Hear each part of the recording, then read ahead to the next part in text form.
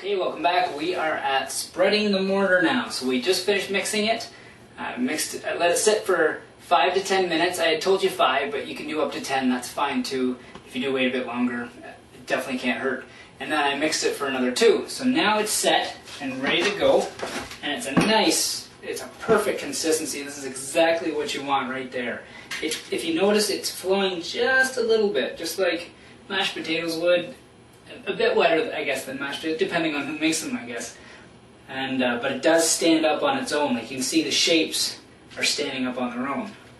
So now we're going to learn how to spread this gooey mixture onto the floor here. Now, something I need to mention, due to the weird shape of this bathroom, I couldn't do a proper showing of how to lay a tile, especially at the start, at the proper spot. So what I'm going to have to do is I'm starting on the opposite end of the room.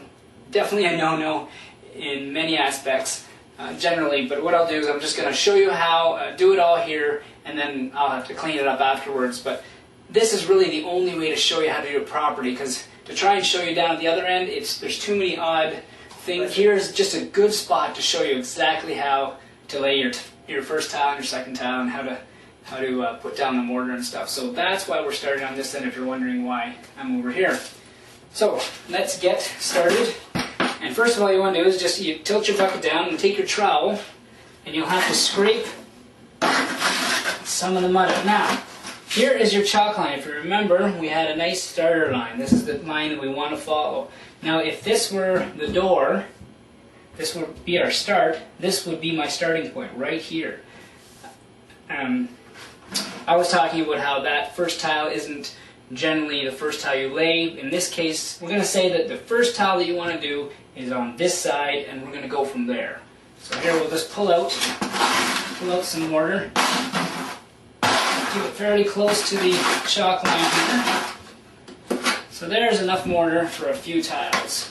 Now, when you're done pulling out all the mortar you need, good idea to do is take a wet cloth rag, something fairly large, like the same one maybe you use, same style you use, put on your lap, wet it down, and then cover up your bucket. This keeps your mortar moist for a lot longer and will help it dry up and become useless. Here is the trowel that we'll be using.